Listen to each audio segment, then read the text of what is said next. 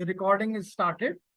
Okay, तो मैंने कहा कि लेडीज एंड जेंटलमैन, आपकी आज जो डीएसपी की लैब है, अगर आपने इसको देखा है, क्योंकि आपके शाह ने मुझे बताया कि उसने आपके साथ शेयर कर दिया है, तो उसमें ऑब्जेक्टिव यही है कि जो 3 चीजें हैं या 4 चीजें जो आपको क्लास में पढ़ाई गई हैं, वो आप लैब में इंप्लीमेंट करके देख लें। और 9 सिग्नल्स आपको पढ़ाऊंगा, उनमें से 8 गॉसियन को छोड़ के बाकी 8 के 8 मैंने उसमें इंक्लूड किए हैं, जिसमें आप सबसे पहला काम ये करेंगे कि कोड लिखें। लाजमी नहीं कि ये कोड वहां से कॉपी करके वहां पेस्ट करें, आप अपना भी लिखना चाहते हैं तो कोई गलती नहीं है। नंबर 2, उसका प्लॉट आएगा तो प्लॉट को वहां पे एम्बेड कर दो। एंड नंबर 3, लाजमी तौर पे एज इंजीनियर हमें पता होना चाहिए कि काम कर रहे हैं तो फायदा क्या है, तो इन्हीं को सिग्नल की कैरेक्टरिस्टिक्स क्या है। तो आप उस 3 चीजें आपने हर एक सिग्नल के बारे में प्रोवाइड करना है।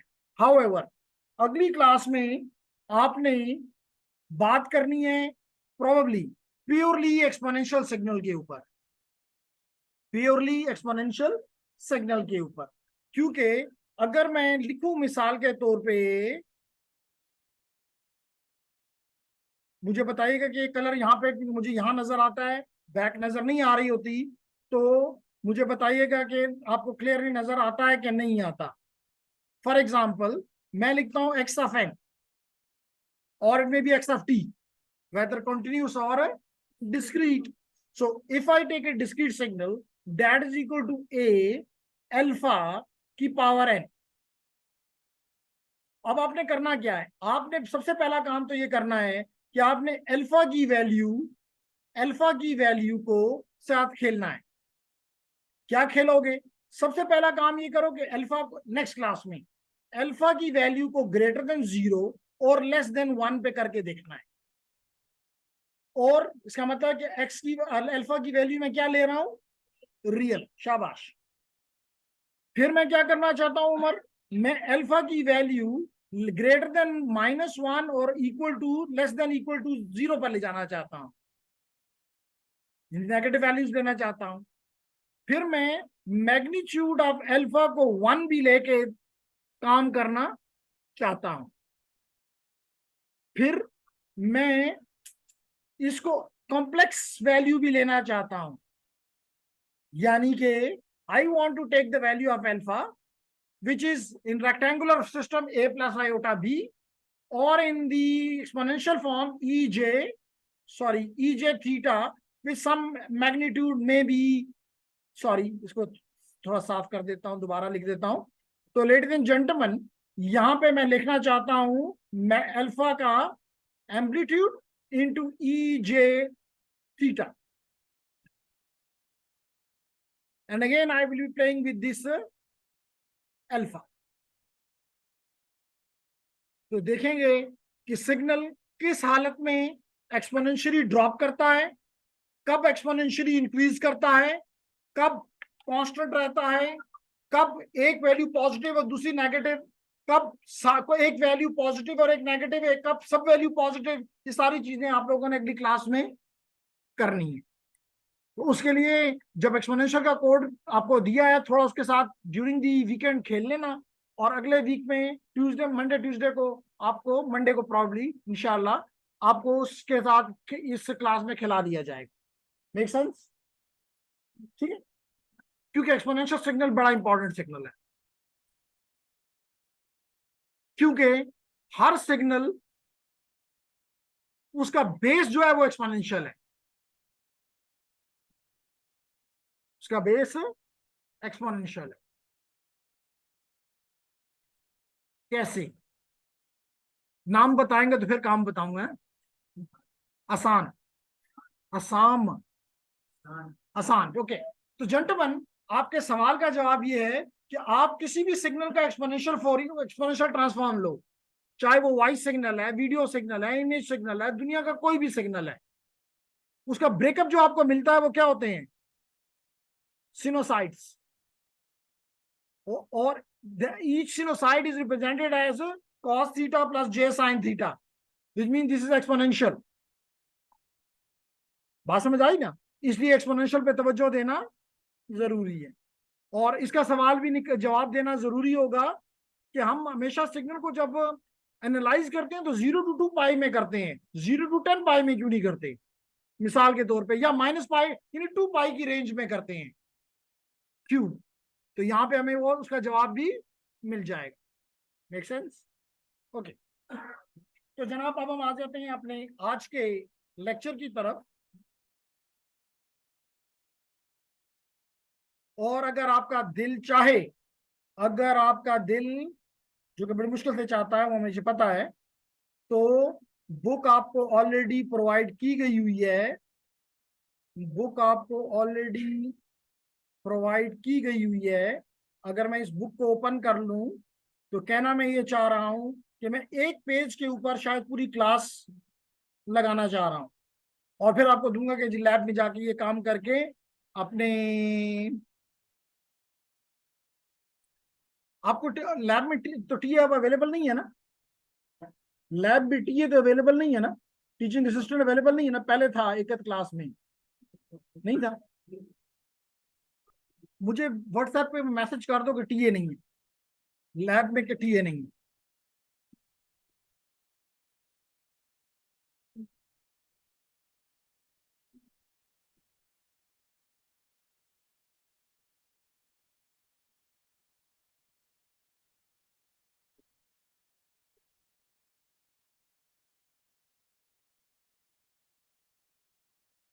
जी जेंटलमैन, ये आपका कौन सा सिग्नल है? एक्सपोनेंशियल सिग्नल है। तो आपने इस एक्सपोनेंशियल सिग्नल को मुख्तलिफ हालतों में देखेंगे पूरा, यही बात यहाँ पे देखिए, मैंने अभी लिखा था x f n equal to a की पावर अल्फा की पावर एन। फिर मैंने कहा चेक करो कि अल्फा की वैल्यू अगर ग्रेटर देन 0 या लेस देन 1 है। फिर मैंने कहा कि अल्फा की वैल्यू माइनस अल्फा, यहाँ पे देखो। फिर मैंने कहा अल्फा की वैल्यू ग्रेटर देन 1 करके देखो, कहा ना जी। फिर मैंने कहा कि आप इसको एक्सपोनेंशियल में करके देखो। तो मकसद मेरा ये था कि ये एक चंद पेजेस जिसको समझना मुश्किल नहीं है, आप जैसे लोग इजीली समझ जाते हैं, लेकिन बेसिक मकसद ये है कि ये ग्राफ्स जनरेट हो जाएं। ठीक है, क्लियर एवरीवन? तो ऑब्जेक्टिव ये है कि अगले वीक में मंडे को इंशाल्लाह जिंदगी रही तो इस चीज पे हम काम करेंगे। Correct everyone? नाइस। तो ladies gentleman, I am going back to my topic, and that is the sinusoid. क्यों हम सिनोसाइड पढ़ रहे हैं ladies and gentleman? The simple answer is, क्योंकि मैंने अभी बताया कि when you do the Fourier transform for example, so what it give you उमर, when you transform any signal, मिसाल के तौर पे मैंने कुछ देर पहले भी अगर वो सिग्नल मेरे पास मौजूद हुआ तो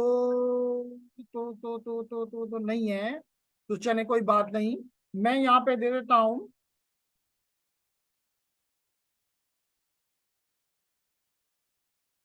चलो voice signal,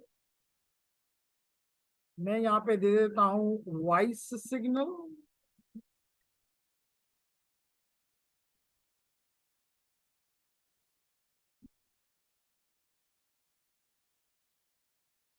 Like this signal, ladies and gentlemen, this might be a voice signal, like here or like here. So if you transform, if you input this to your Fourier, what it will give you?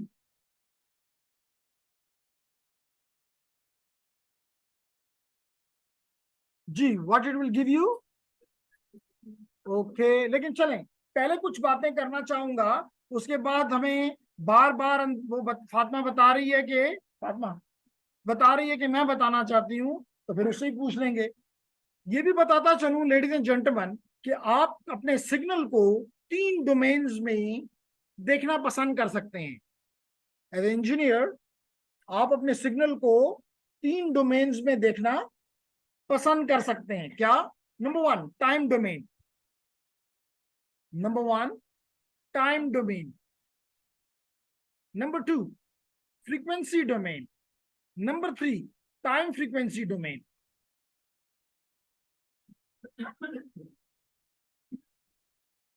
ठीक है, time domain लाजमी तौर पे जब तीन तीन domain की बात कर रहा हूं तो आपका सवाल होगा कि जी कहाँ पे क्या इस्तेमाल होगा, क्यों मुझे 3 में मेरा टाइम जाया कर रहे हो। तो सारे सवालों के जवाब देना इंपॉर्टेंट है। ठीक है लेडीज एंड जेंटलमैन, ओके।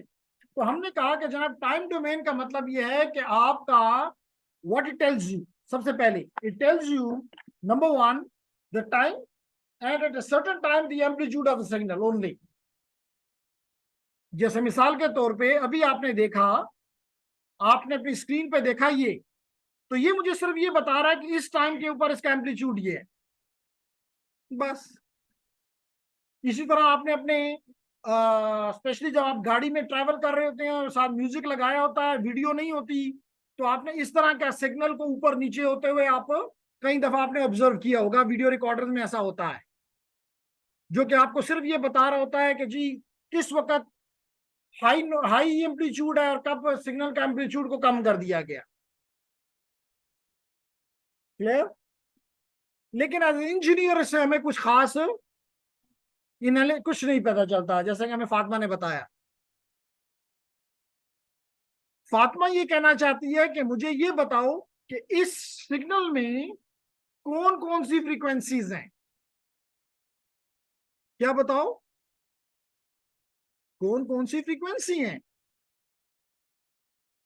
इसका मतलब ये हुआ कि फातिमा इंटरेस्टेड है स्पेक्ट्रम ऑफ द सिग्नल में, स्पेक्ट्रम ऑफ द सिग्नल में। और आप बता रही थी कि स्पेक्ट्रम किसे कहते हैं। आपका दिल चाह रहा था कि पूरी क्लास को मैं बताऊं कि स्पेक्ट्रम किसे कहते हैं, तो बता दें इनको।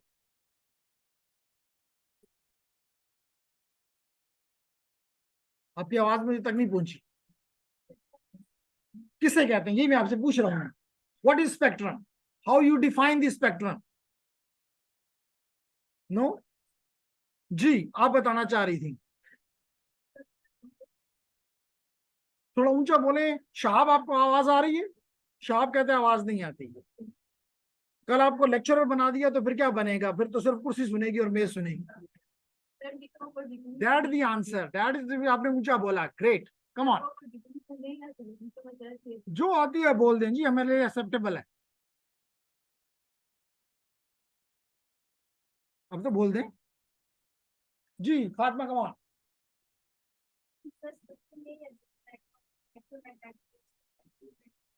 स्पेक्ट्रम स्टडी करते हैं, ये क्या स्टडी करती हो वो तो बताओ ना।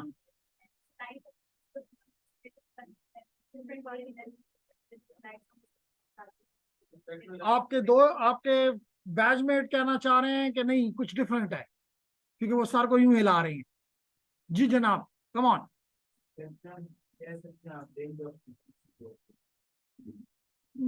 To some extent yes, but to some extent no. जी Umar, again to some extent yes, to some extent no. जी द लास्ट पर्सन। तो सिग्नल है, सिग्नल का स्पेक्ट्रम है। अब तो इसका मतलब ये है रेंज नहीं है, लिस्ट है। रेंज नहीं है, लिस्ट है।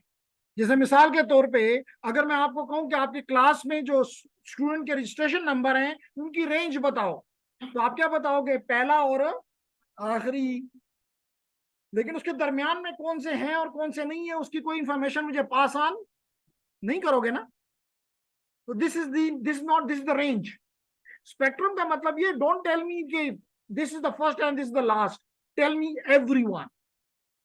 जैसे मिसाल के तौर पे, अगर मिसाल के तौर पे I go back to my slide and I plot here for example कि जी ये मेरा एक सिग्नल है, इसमें एक फ्रीक्वेंसी ये है, एक फ्रीक्वेंसी ये है, एक फ्रीक्वेंसी ये है, एक फ्रीक्वेंसी ये है। Let it be f naught, let it be f one, let it be f two, let it be f three. So you tell me कि जी इसमें सिग्नल में f naught, f one, f two, f three है, this is the list and this is called spectrum. मुश्किल बात है ना, मुश्किल बात है, इससे ज्यादा आसान तो कुछ हो नहीं सकता। ठीक है ना। जैसे कि अगर एक छोटे बच्चे को प्राइमरी के क्लास 1 के नर्सरी के बच्चे को कहा जाए कि जी आपके वहां पे बॉक्सेस पड़े हुए हैं कलर्ड, आप वो बॉक्सेस मेरे पास ले आओ, तो बस वो उठा के सारे ले आएगा, तो बस आप भी सारी फ्रीक्वेंसी उठा के ले आए, this is the spectrum of the signal. Make sense? तो लेडीज एंड जेंटलमैन, आप जब फ्रीक्वेंसी डोमेन में जाते हैं तो you get the spectrum of the signal, and you can do easily by using the Fourier transform. You can do easily by using the Fourier transform. और आप शायद एक लैब के बाद आप, बल्कि कल भी यासर साहब चाहते थे कि यही काम कराया जाए आज की क्लास में, लेकिन मैंने उनसे रिक्वेस्ट की कि नहीं अभी वेट करो, कि वो आप अपनी मर्जी के 2 वेव्स सिनोसाइड्स जनरेट करोगे, कंबाइन कर दोगे, तो you will be getting somewhat like this signal, you will be getting somewhat like this signal, and then you will be adding to it some other frequency, other signal, which you will make odd as a noise. तो अब उसमें 3 frequencies हो जाएंगी, वो एक garbage बन चुका होगा। अब आप बताएंगे कि इसका स्पेक्ट्रम क्या है, तो क्योंकि आपको पहले से पता है कि मैंने कौन कौन सी फ्रीक्वेंसी मिलाई है, तो अगर वो उसके साथ टैली करता है तो you are right, otherwise you are wrong, simple. तो आपका ये कॉन्सेप्ट क्लियर हो जाएगा, आपका ये कॉन्सेप्ट क्लियर हो जाएगा कि जनाब आपका फ्रीक्वेंसी डोमेन आपको क्या देता है, स्पेक्ट्रम ऑफ द सिग्नल देता है।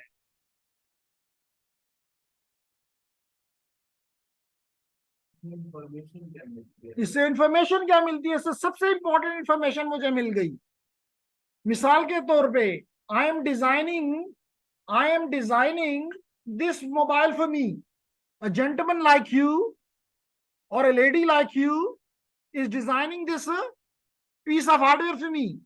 Now he has to design it according to, because it cannot play, for example, gigahertz or terahertz. Why? Because उसने पहले एनालाइज किया कि वॉइस की स्पेक्ट्रम क्या है, उसके लिए उसने ये हार्डवेयर डिजाइन किया। तो अगर उसको स्पेक्ट्रम ही पता ना हो तो whether she or he will be able to design this hardware for me? Not at all. इसी तरह मिसाल के तौर पे you are getting a bandwidth from some company, आपको अपने सिग्नल की बैंडविड्थ का ही नहीं पता,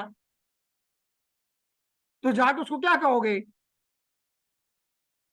जैसे आपको मार्केट में जाएं और कोई फ्रूट खरीदें, वो कहे सुमरा तो पता निश्ता, तो वो कहेगा कोरतजा, ऐसे ही है ना। लेकिन अगर आप उसको बता दें कि जी I need for example a dozen और 2 डजन, वो कहेगा ओके। तो इसी तरह आपने पहले अपने सिग्नल को एनालाइज करना है कि इसमें कौन कौन सी फ्रीक्वेंसी है, ये भी देखना है कौन सी फ्रीक्वेंसीज में ज्यादा एनर्जी है, कौन सी फ्रीक्वेंसीज में कम एनर्जी है। जैसे मैंने अभी कहा कि अगर लेट करें आपके घर में 12 लोग हैं, 12 लोग का मतलब यह है कि उसमें कुछ ऐसे बच्चे हैं जो कि लेट इट बी 3 मंथ्स का बच्चा है। अब उसके लिए आपको लेट इट बी, आप फ्रूट खरीद रहे हैं तो अब 3 महीने के बच्चे के लिए तो you don't need to buy for example melon, क्योंकि वो तो नहीं खा सकता। तो अब आप समझते हैं कि ये वो सिग्नल है जिसकी एनर्जी कम है, remove it and then buy your product may be the bandwidth. तो अब बात समझ आई? ये तो बहुत ही इंपॉर्टेंट फैक्टर है। इसलिए तो इंजीनियर कभी भी टाइम डोमेन में खुश नहीं होता, फ्रीक्वेंसी डोमेन में खुश होता है। Get it? Okay, then is the, अगर सब कुछ यहां मिल गया तो फिर टाइम फ्रीक्वेंसी डोमेन की क्या जरूरत है?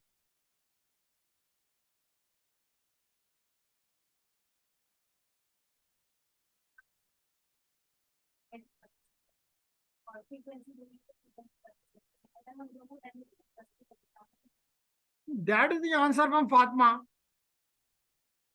हो सकता है कि अगली क्लास में मैं कहूं कि मैं नहीं आता, फातिमा है ना। शाबाश।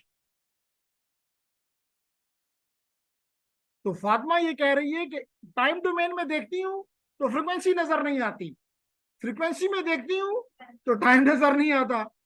तो बात तो उसकी ठीक है।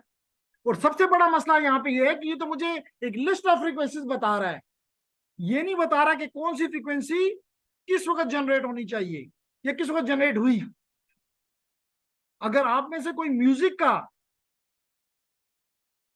इंटरेस्टेड है, पियानो प्ले करता है फॉर एग्जाम्पल, या गिटार प्ले करता है कोई? नो, वो भी क्रिएटर होते हैं, और क्रिएटिव जो काम करता है वो जबरदस्त होता है। एनी उसमें मैं नहीं जा रहा। अब आपने कभी, अगर आप किसी जर्मन को कहें कि पाकिस्तान का एंथम प्ले करो, ये जर्मन, ये फ्रेंच, कैन ही? क्या दें?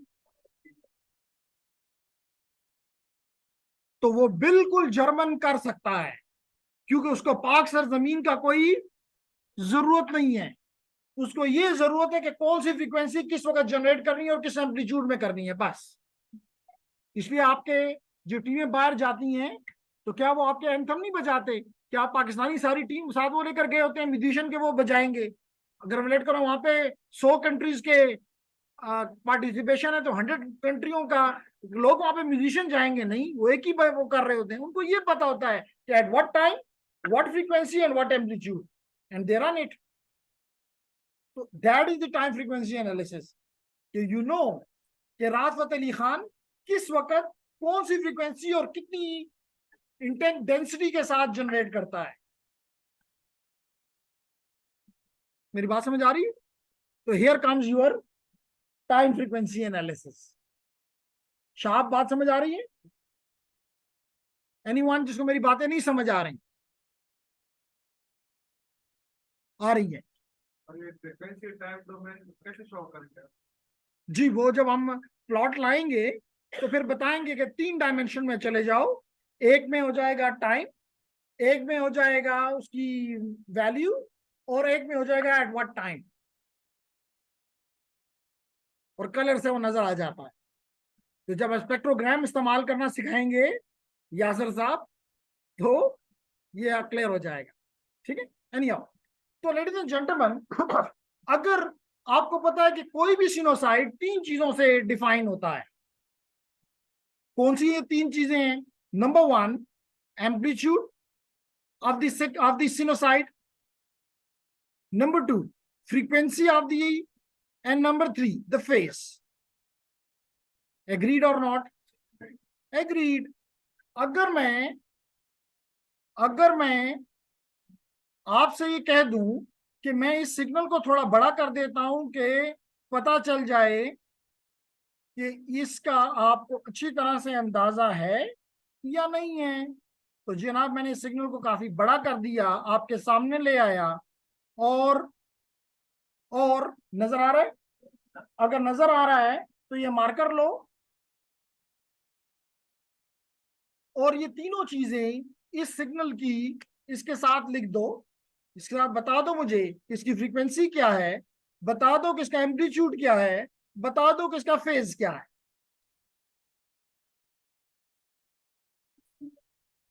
मुझे भी नहीं, यही चीज अब मैं पढ़ रहा था तो मुझे नहीं समझ आई, तो मैंने कहा चलें क्लास में तो फातिमा की फ्रेंड साथ बैठी होती है, व्हाट्स नेम, अरीबा। तो क्लास में मुझे, जब मैं रात को प्रिपेयर कर रहा था तो मुझे ये चीज नहीं आती थी, तो मैंने कहा अरीबा तो है ना, मुझे क्या काम। ये सिग्नल देखकर बताओ कि इसकी फ्रीक्वेंसी क्या है, इसका एम्पलीट्यूड क्या है, इसका फेज क्या है।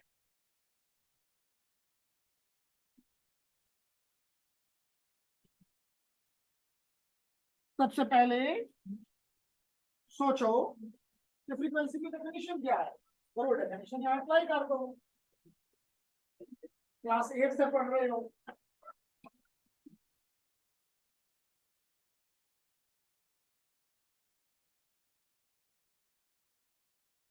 Oh, very bad.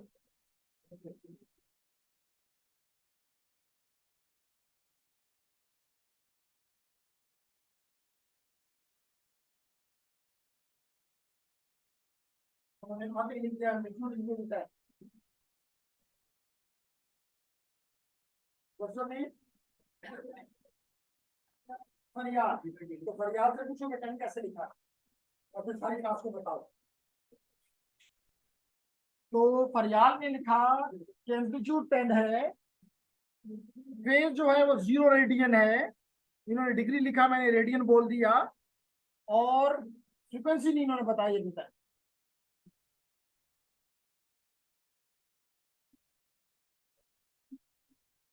लिख देना चाहिए जो भी है।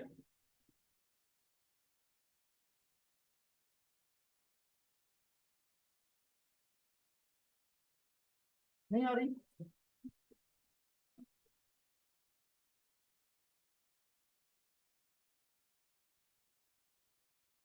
नहीं, इसलिए तो मैंने रात को सोचा था कि अरीबा नहीं बताएगी तो फरियाल तो है। अगर नजर नहीं आ रहा, फरियाल को नजर नहीं आ रहा, तो हम इसको और भी बड़ा कर देते हैं कि अब तो नजर आ रहा होगा।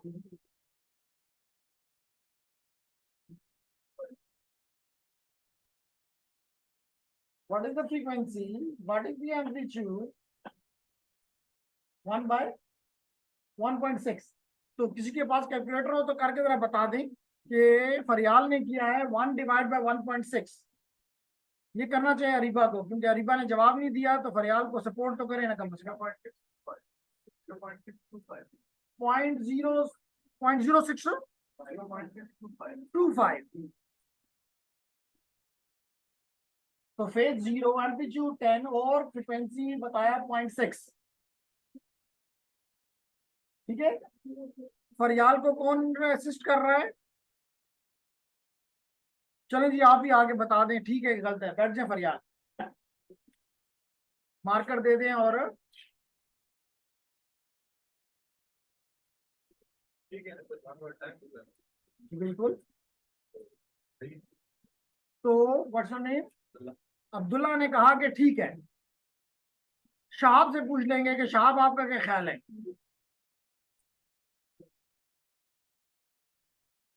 आगे आगे, इनको सुनाई नहीं दे रहा। ठीक है, ये इत्तेहाद का मुजाहरा है या जमहूरियत का फ्रूट है? क्योंकि सीआर से हटाते नहीं है आपको ये।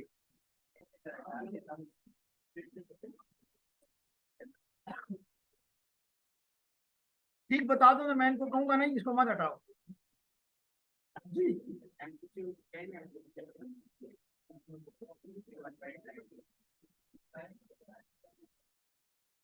ठीक है, तो हम शाहब ने भी साथ एग्री कर लिया। एग्री करते हो कि डिसएग्री करते हो? कोई है जो इसे डिसएग्री करे? Come on then. डिसएग्री का मतलब है कि आगे बता दो क्या फ्रीक्वेंसी है।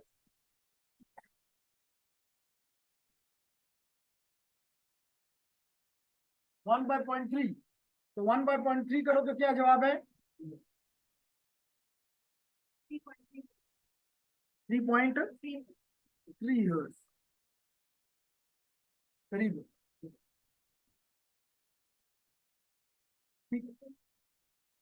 करीब हो जी। ये तो बदल गया। शाहब, ये बंदा आपके साथ एग्री नहीं कर रहा।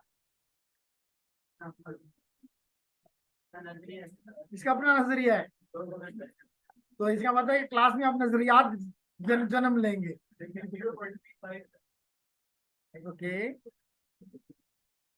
तो चलें ये बता दें कि उमर फ्रीक्वेंसी की डेफिनेशन क्या होती है, क्योंकि उमर ने पहले ग्रुप के साथ एग्रीमेंट किया है।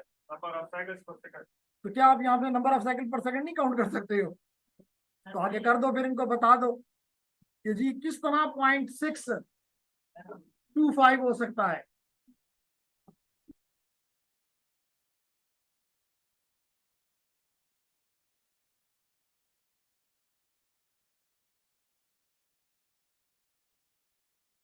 फरियाल, क्या है फ्रीक्वेंसी की डेफिनेशन? इनवर्स ऑफ टाइम, या if you look at how what it give you the definition. क्या फ्रीक्वेंसी निकाली? निकालते जाए जी। मैं फरियाल से बात कर रहा था, अरीबा से बात कर रहा हूँ। फ्रीक्वेंसी की डेफिनेशन क्या है? तो क्या आप यहाँ काउंट नहीं कर सकती थी एक सेकंड में कितनी है? काउंटिंग नहीं आती तो काउंट करके दे दो ना कि एक सेकंड में कितने हैं। ये साइकिल की डेफिनेशन नहीं पता तो फिर क्या मसला है? आ जाओ, फिर कंफ्यूज बंदे को तो हम दोबारा बुला लेते होते हैं जी। क्या निकाली फ्रीक्वेंसी? सोच रहे हैं, सोचते जाएंगे। वरना रीबा पीछे रेडी है।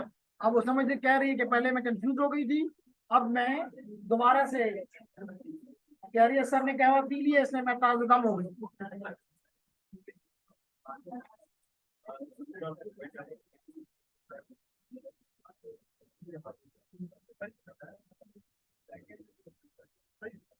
हाँ तो रनिंग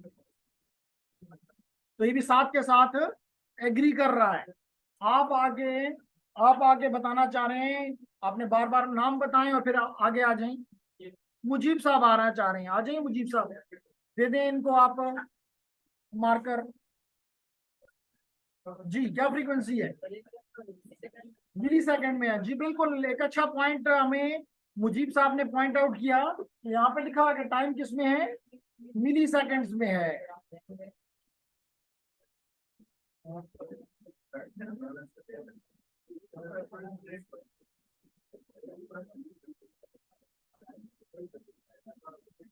देखा क्या किया मुजीब ने, सबसे पहले उसने 1 सेकंड को या 1 मिली सेकंड को पॉइंट आउट किया। यहाँ तक एक साइकिल हो गया, यहाँ तक दूसरे साइकिल हो गया, यहाँ तक तीसरा साइकिल। शाबाश, देखिए उसने मालूम कर लिया फरियाल कि 1 सेकंड में कितनी साइकिल्स हैं। हालांकि कि वो 1 सेकंड नहीं है, 1 मिली सेकंड है, बट फिर इसको उसको मिली सेकंड में करना। मिली सेकंड में ऑलरेडी है, उसको सेकंड में कन्वर्ट कर लेंगे। तो शाबाश फॉर मुजीब, क्लैपिंग। तो ये चीज होती है कि आपने क्लास 8 से ये काम पढ़ रहे हो, लेकिन यहाँ पे आके आप नजरियात दे रहे हो। हम नजरियात नहीं पूछ रहे, हम आपसे आपका नॉलेज पूछ रहे हैं। अब बात समझ आई? तो चलो फरियाल, अब आगे बता दो कितनी फ्रीक्वेंसी है।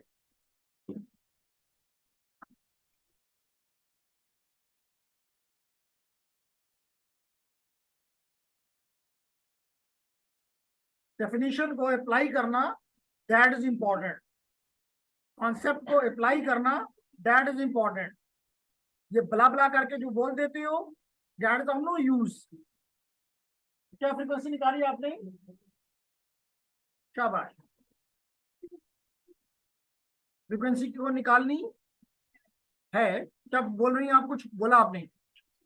ओके, मेरे को क्वेश्चन में तो जवाब दे दूं।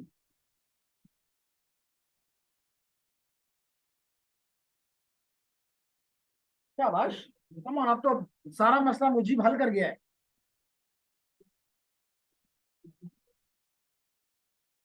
पॉइंट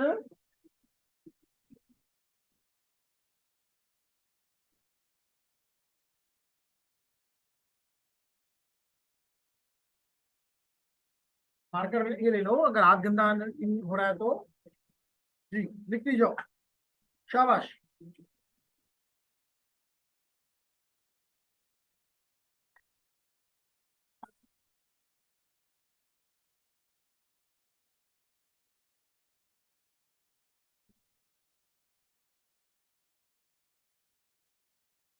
तो लग रहा है कि फातिमा सिखा रही है रीबा को।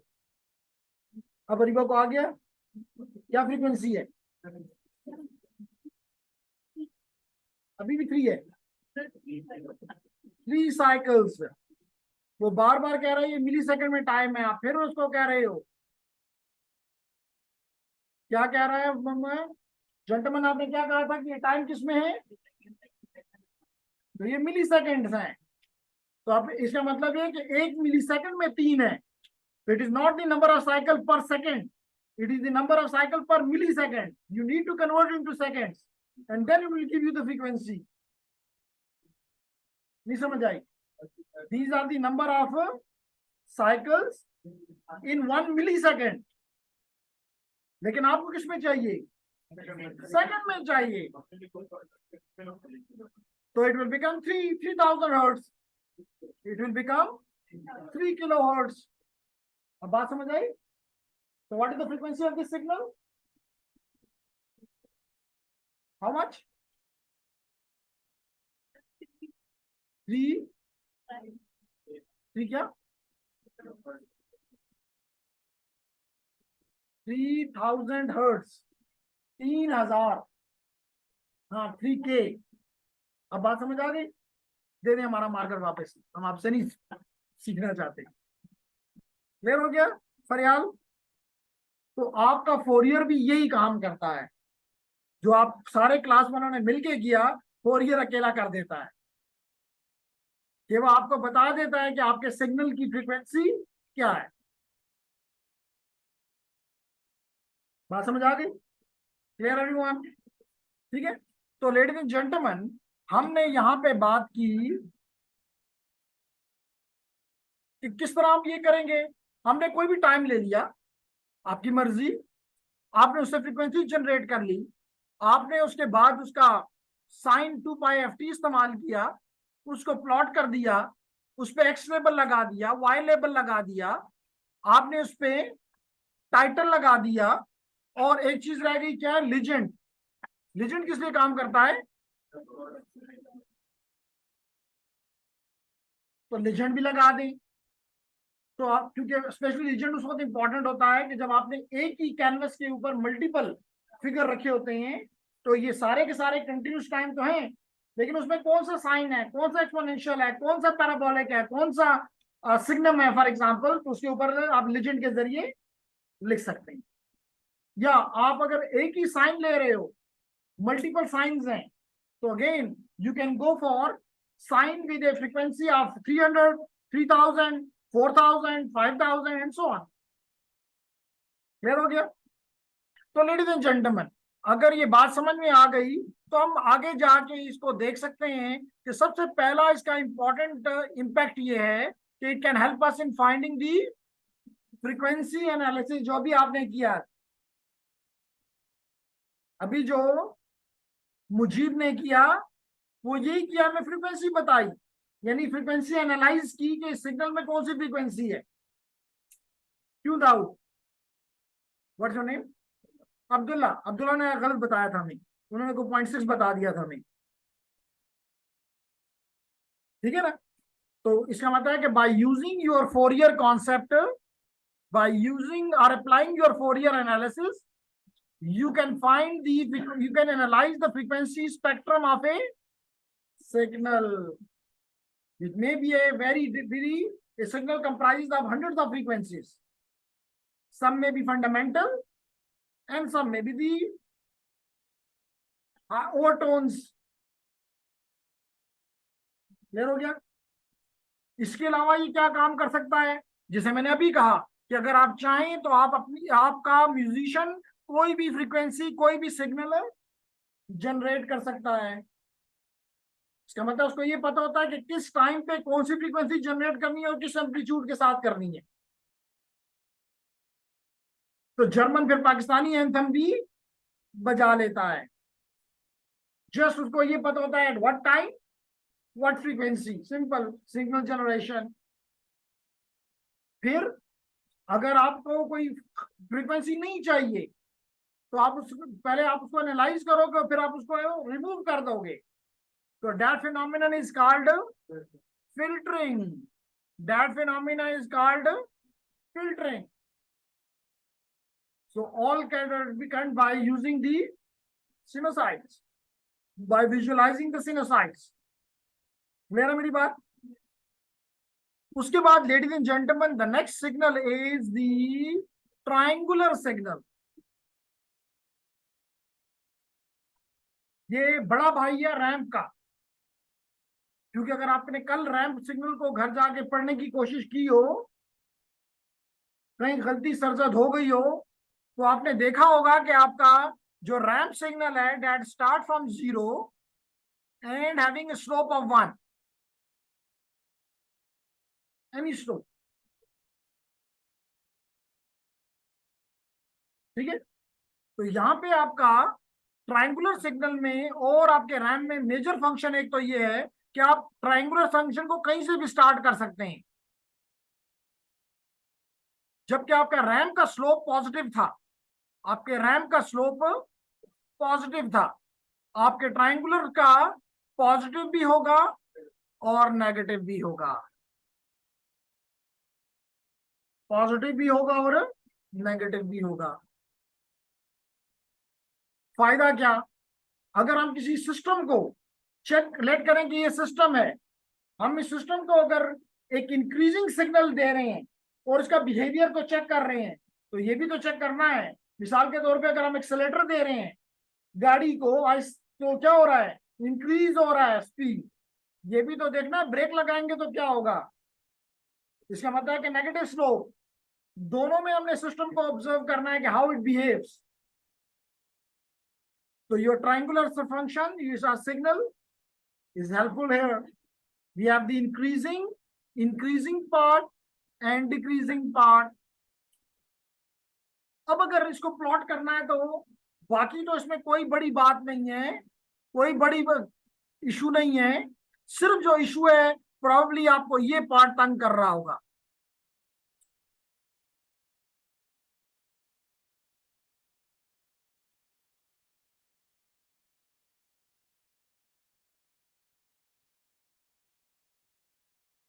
लास्ट पर्सन तंग कर रहा है कि नहीं कर रहा?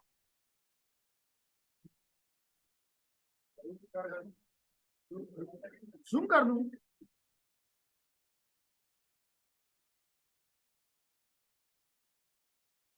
अब ठीक है जी।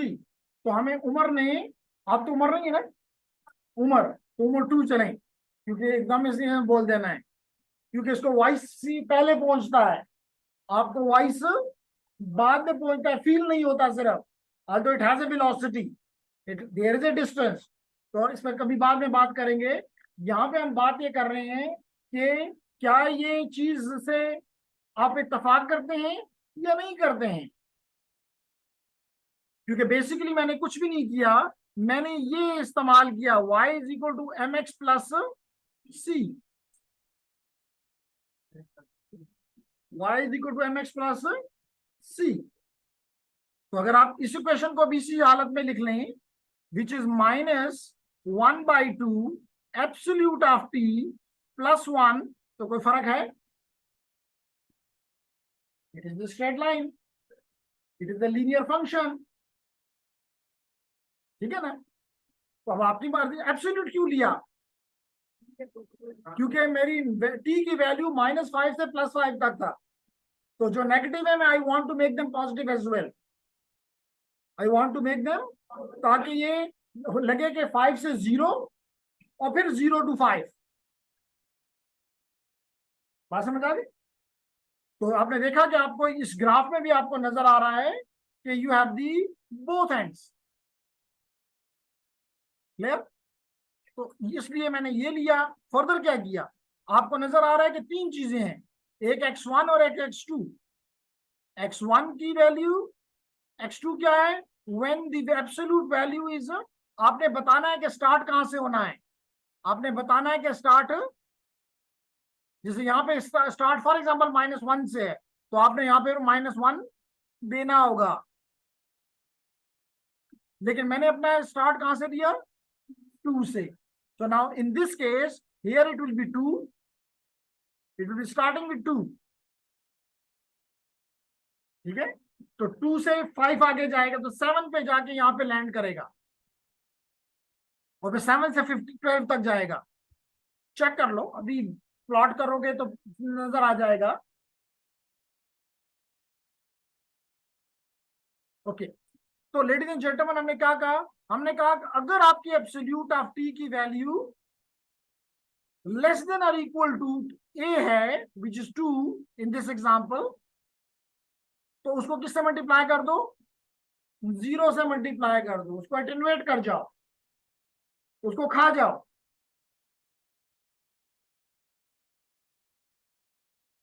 इसका मतलब 2 से जो बड़ी वैल्यूज हैं सिर्फ उनको प्लॉट किया जाएगा, सिर्फ उनको। मेक सेंस और नॉट जेंटलमैन? देखिए यहां पे मैंने क्या कहा, यहां पे मैंने कहा कि अगर आपकी टी की वैल्यू लेस देन 2 है, मिसाल के तौर पे 1 है, तो 1 इज लेस देन 2, तो ये ट्रू हो जाएगा। जब ये ट्रू हो जाए तो इसको किससे मल्टीप्लाई कर दो, 0 से, इसको उड़ा दो। लेकिन अगर ये एब्सोल्यूट ऑफ टी की वैल्यू ग्रेटर देन 2 है, यानी 2 से बढ़ गया, 2.1 हो गया, 2.2 हो गया, 2.3 हो गया है, तो उसको आप किससे मल्टीप्लाई कर दो, इस वैल्यू से। तो you will observe that you get a graph somewhat like this. अब समवट नहीं, एग्जैक्टली लाइक दिस, सिर्फ वैल्यूज डिफरेंट होंगी। अब अगर आपका यही इनपुट है तो अगली स्लाइड में आपको नजर आएगा कि इसकी यूज क्या है। तो मैंने अभी बताया कि ये रैंप का अगला बड़ा भाई है, तो इसमें असेंडिंग स्लोप भी है और डिसेंडिंग डायरेक्शन भी है, दोनों वैल्यूज एग्जिस्ट करती हैं। तो आप अपने सिग्नल को जो दे रहे हैं सिस्टम को ऑब्जर्व कर लेंगे इंक्रीजिंग वैल्यू पे भी और डिक्रीजिंग पे भी, पॉजिटिव स्लोप पे भी और नेगेटिव स्लोप पे भी। तो पता चल जाएगा कि हमारा सिस्टम किस तरह बिहेव करता है। और फिर आप इसके ऊपर कट भी लगा सकते हैं। रैंप पे इट वाज स्टार्टिंग फ्रॉम 0, यहाँ पे you can give the value of A and accordingly it will plot it. कुछ बात समझ आ रही? ये कौन सा सिग्नल है? ट्रायंगुलर। करके देखते हैं जी हमारे पास क्या इसका ग्राफ वो है कि नहीं है। डेफिनेटली है।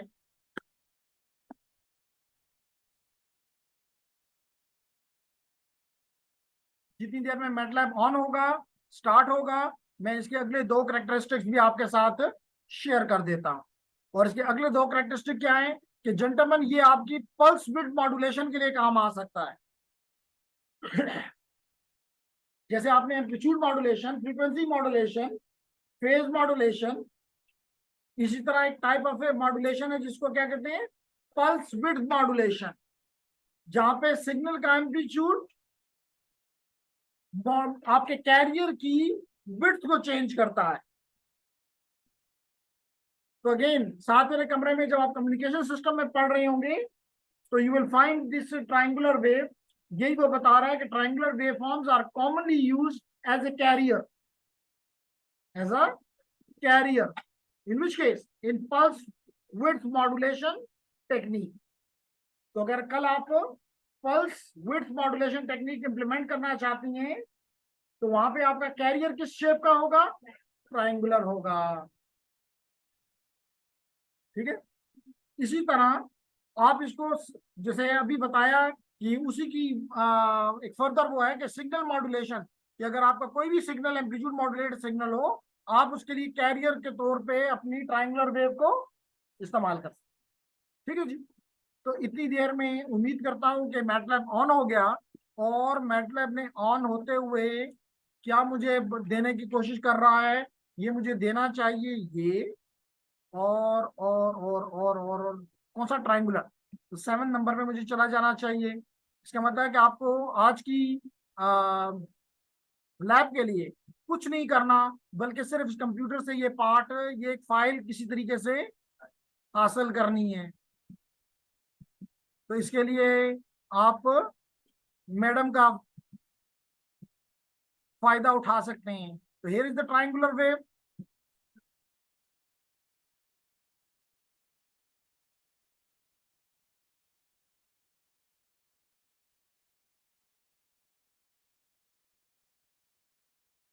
ओ कहते हैं टी मुझे नहीं पता, तो हम इसको टी पहले बता देते हैं क्योंकि वो मैंने एक ही दफा डिफाइन की हुई है। ये है टी की वैल्यू लेडीज एंड जेंटलमैन। इसके लिए पहले मैं इस पार्ट को रन कर देता हूं। ये इसने सब कुछ क्लियर कर दिया, टी की वैल्यू को ले लिया, और उसके बाद ये तो शैला और कायनात के आप इनको ये सारे कोड दे देंगी।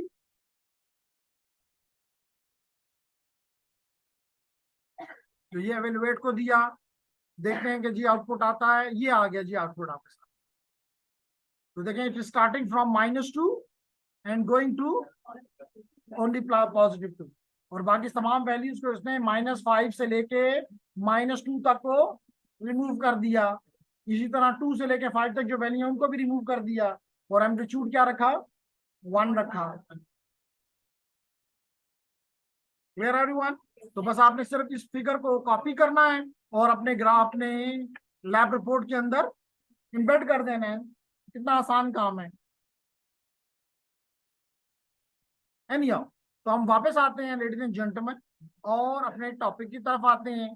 और टॉपिक में हमने अगला लेना है सिग्नम सिग्नम। सिग्नम सिग्नल क्या कहता है, ये भी आपका टू सम एक्सटेंट, ये भी आपके यूनिट स्टेप सिग्नल का बड़ा भाई है। वहां पे क्या था, आपको स्क्रीन पे दिखाई दे रहा है इस वक्त, अगर आपको उसका फिगर नजर आ रहा है एट द बॉटम, और अगर मैं इसको थोड़ा बड़ा भी कर दूं तो और भी ज्यादा क्लियर में हो जाएगा, and you can visualize it ladies and gentleman now, sorry जी, लाइक हियर। तो क्या कह रहे हैं कि जनाब जब 0 से बड़ा है तो इट इज 1, तो it is unit step function. लेकिन उसमें था कि अगर 0 से कम है, टाइम 0 से कम, ये नेगेटिव है तो 0 था, ये उस वक्त -1 है।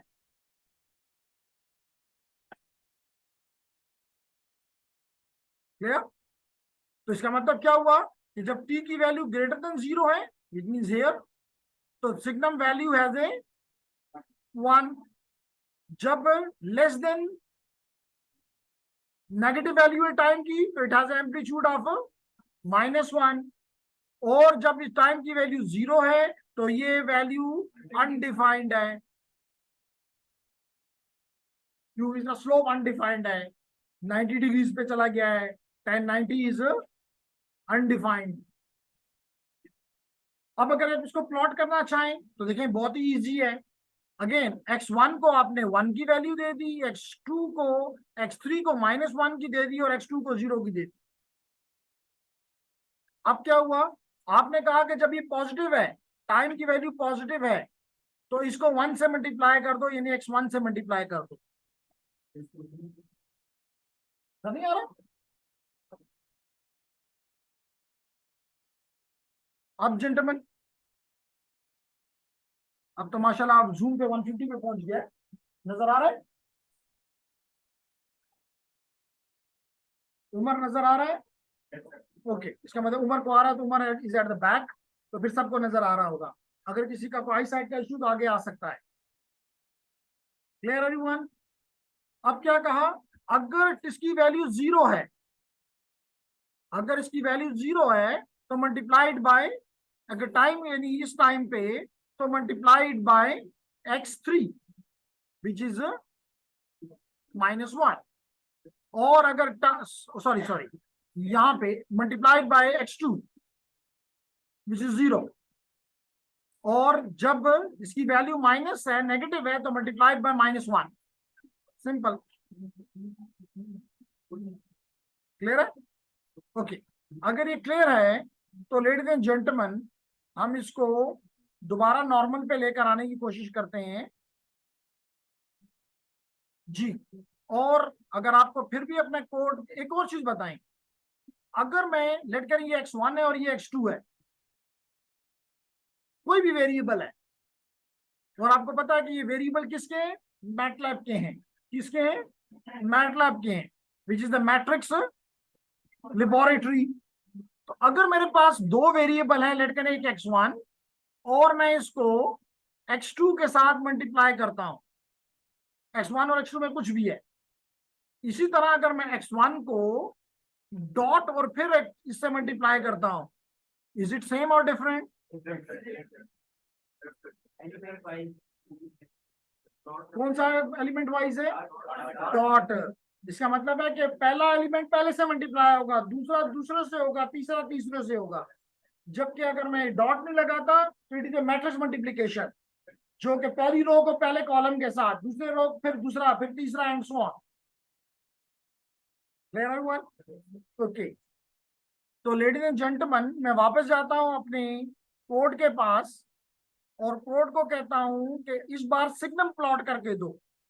तो देखें जी, ये मैंने सिग्नम का कोड यहां से सेलेक्ट किया। Just what you have to do is request your madam के जी ये कोड हमें किसी तरीके से आज के दिन के लिए प्रोवाइड कर दो, और अगर जो ही वो आपको ये कोड दे दें तो बस आपकी लैब हो गई। लेकिन वो ऐसा करने के लिए कभी भी तैयार नहीं होंगी। तो ladies and gentleman, we evaluate it, and within seconds probably we will get the figure. And here is the figure.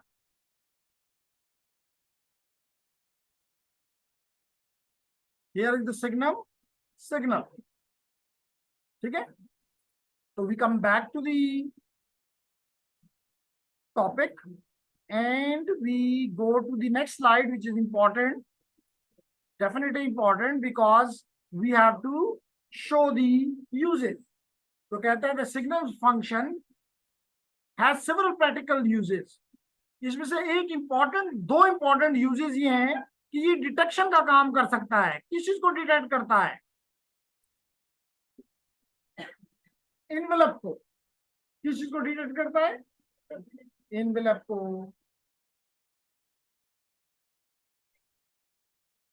Practical signal है।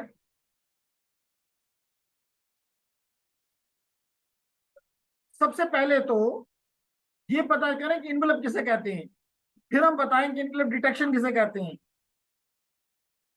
ठीक है ना? तो लेडीज एंड जेंटलमैन, आप लोग अगेन साथ के कमरे में जब पढ़ रहे होगे कम्युनिकेशन सिस्टम, तो वहां पे आप एम मॉड्यूलेशन पढ़ोगे।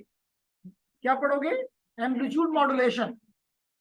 तो उसमें क्या होता है कि अगर एक तरफ आपका, उसमें क्या है, एक तरफ आपके पास मॉड्यूलेटिंग सिग्नल होगा। क्या होगा? Modulating signal. मॉड्यूलेटिंग सिग्नल का मतलब इंफॉर्मेशन। एक तरफ आपके पास इंफॉर्मेशन होगी, दूसरी तरफ आपके पास एक हाई फ्रीक्वेंसी सिग्नल होगा जिसको आप कहते हैं कैरियर। जब हम दोनों को आपस में मॉड्यूलेट करोगे तो आपके पास समवट लाइक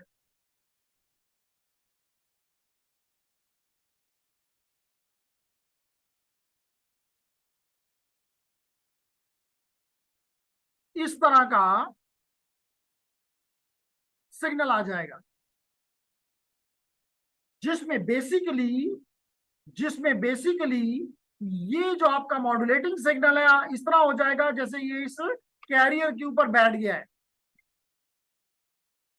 एग्जैक्टली अगर इसको मैं करना चाहूं, जो करना तो चाहता हूं, ये यूं आएगा।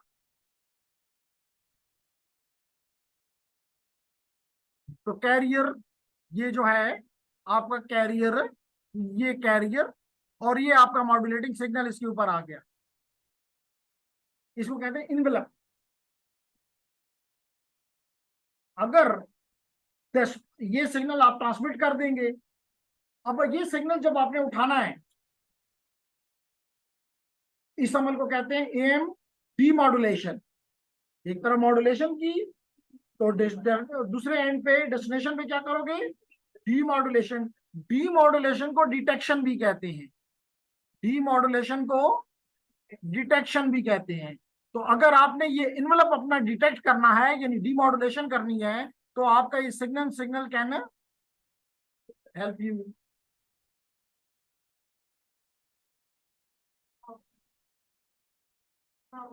हाउ कम्युनिकेशन सिस्टम में करवाएंगे, अगर ना करवाएं तो फिर मुझे बता देना, दरवाइज डुप्लीकेशन। ठीक है? यहाँ पे हम, इससे मैंने पहले दिन कहा था कि ये सिग्नल, ये कोर्स मुख्तलिफ एरियाज को हिट करता है, लेकिन वो कोर्स एक एरिया को हिट करता है। तो चाहिए कि वो इस चीज को कवर कर लें। अगर कवर करते हैं तो फिर मुझे यहाँ पे डुप्लीकेशन करने की जरूरत नहीं होनी चाहिए। ठीक है? दूसरा इसका इंपॉर्टेंट यूज सिग्नल का, that is the quantization. Again, when you will be converting your analog signal into digital, in the first phase you will be doing the sampling, and in the second phase you have to do the quantization, and your signal will be helping you in quantizing your signal. बात समझ आ गई? Quantization को पता है sharp क्या होता है? तो फिर मैं बताऊंगा कि आप पूछेंगे। पूछना नहीं है? अच्छा चलिए ठीक। तो इसका मतलब ये होता है क्वांटाइजेशन का, जेंटलमैन, क्या मतलब है? डिस्क्रीट कर देना एम्पलीट्यूड को। हमें, योर नेम? हीरा ने बताया कि जनाब अगर आप सैंपलिंग करते हो तो आपका टाइम तो डिस्क्रीट हो जाता है, लेकिन amplitude of the signal can take any value, can take any value like this. So if you want to quantize them on the vertical axis, this phenomena is called quantization, and your signal will be helping you. तो ये कहता है in some quantization schemes the signum function is used as part of the quantization process to map the analog signal to discrete levels. Clear? और एक important method है analogue से digital convert करने का, एक तरीका तो मे बी वो आपको पढ़ाएं, दैट इज कॉल्ड पीसीएम, और दूसरा मेथड जो है डेल्टा मॉड्यूलेशन, डेल्टा मॉड्यूलेशन। तो वहां पे भी your signal will be helping you. Clear हो मेरी बात? फिर उसके बाद जेंटलमैन एक और इंपॉर्टेंट सिग्नल जिसका नाम है सिंक।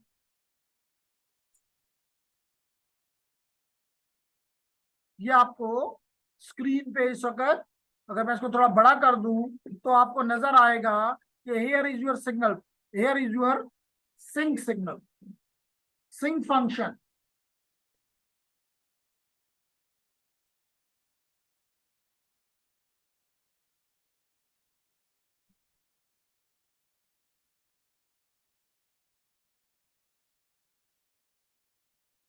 ठीक है? Now your sync signal again very important signal because हम इसको जब फ्रीक्वेंसी में लेकर जाएंगे तो हमें ज्यादा अब्दुल्ला इसका समझ आएगी, क्योंकि मैं अभी ए सेक्शन को पढ़ा के फारग हुआ हूं। उन्होंने मुझे बताया है कि ये सब ये उन्होंने सिग्नल सिस्टम में पढ़ा हुआ है, सिंक फंक्शन उन्होंने सिग्नल सिस्टम में पढ़ा, और उन्होंने मुझे उसका फोरियर ट्रांसफॉर्म भी बता दिया और कहा कि अब्दुल्ला से पूछना हो तो पूछ भी लीजिएगा। रेक्ट फंक्शन,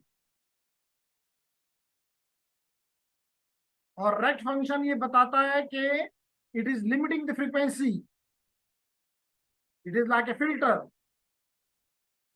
तो इससे पता चलता है कि your sinc function in time domain can help you to filter the signals. और इसको बनाना बहुत ही इजी है, क्योंकि इसके लिए कोई लॉजिक इस्तेमाल करने की जरूरत नहीं होगी, built in function sinc t मौजूद है, सिंक टी फंक्शन मौजूद है। Just what you have to do it, take give it t and plot it simple. Clear होगी मेरी बात? ओके, अगर ये क्लियर है तो फिर इसके बारे में थोड़ा सा पढ़ भी लेते हैं, कहां पे हमें ये काम देगा। जी gentleman, do have any question? Okay, तो अगर क्वेश्चन नहीं है तो हमने कहा कि एक हमें ये फिल्टर डिजाइन में, क्योंकि हमें उमर ने बताया कि जी इसका जो फोरियर ट्रांसफॉर्म है that is a rect function.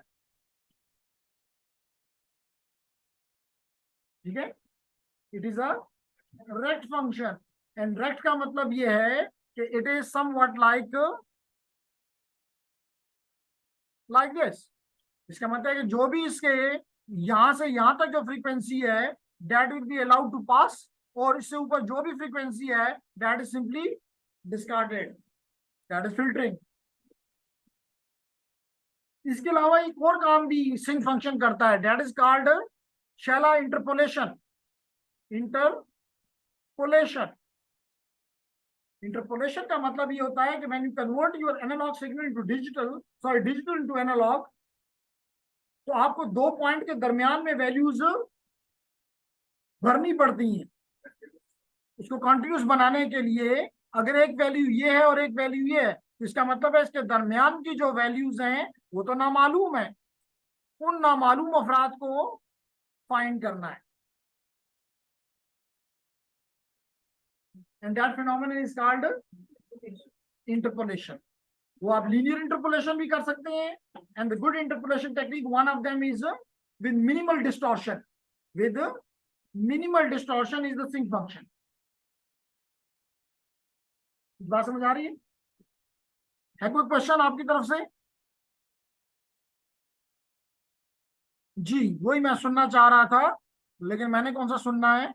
उसके बाद आखिरी हमारा सिस्टम आज से वो है signal, that the Gaussian signal, that is the Gaussian signal, जिसको आपने अपने स्पेशली प्रोबेबिलिटी के कोर्स में बहुत ज्यादा सुना होगा, जिसको बार बार अमाद साहब कहते होंगे बेल शेप कर्व है।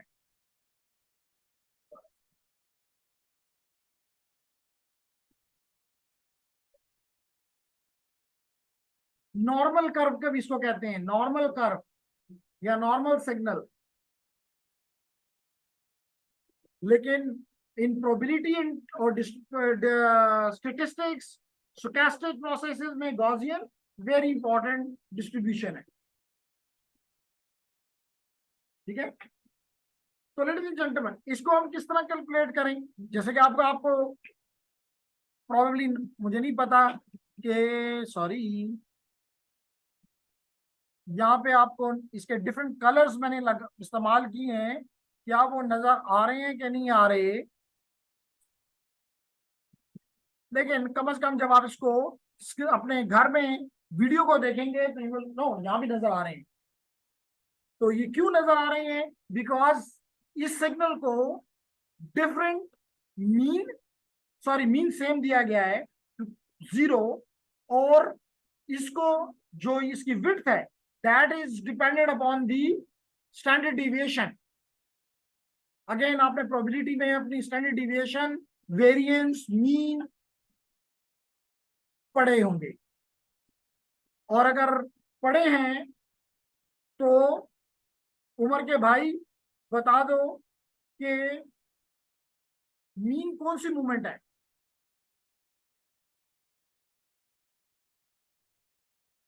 फर्स्ट मोमेंट कौन सी है, mean is the first moment, mean और average is same thing. Expected value, expected value वहां पे वो ज्यादातर टर्म इस्तेमाल करते होंगे। तो that was the first moment. Your second moment is the variance of standard deviation, so that shows you how much your data is varying, how much it is far away from the mean। जैसे मिसाल के तौर पे अगर आप इस graph को देखें तो ये बता रहा है कि ये मीन है तो इसकी वेरिएंस सबसे ज्यादा है, जबकि इसके मुकाबले में इसकी वेरिएंस कम है। Very nice.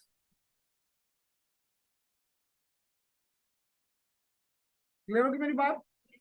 तो with this ladies and gentleman, हमने आपका ये तमाम जो 9 हमने आपके साथ वादा किया था वो कंप्लीट हो गया। और आपसे आखिरी चीज ये पूछ लेंगे कि जनाब बता दो कि ये म्यू क्या है और ये सिग्मा क्या है।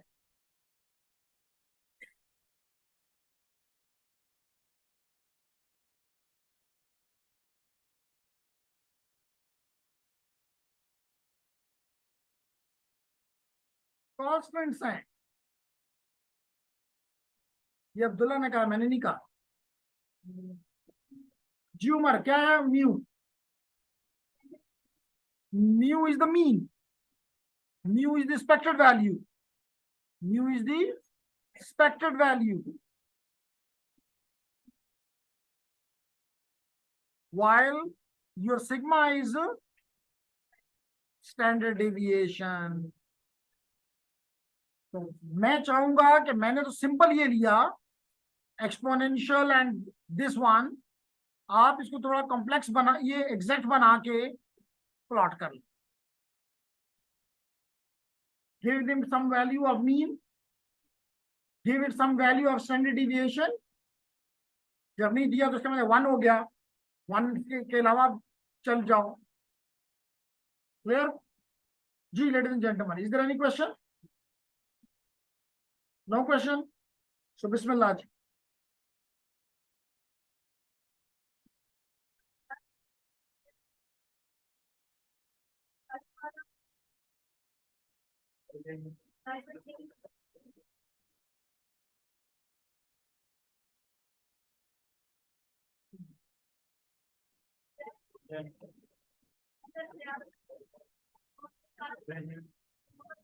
Present. Present.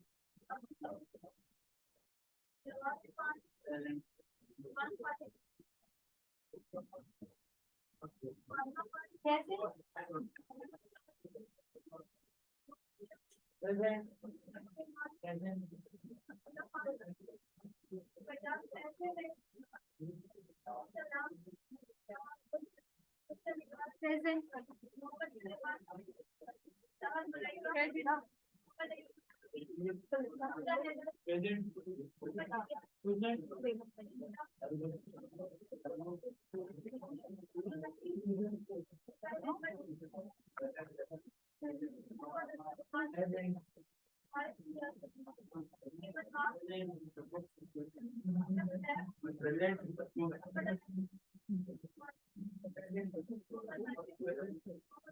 Present.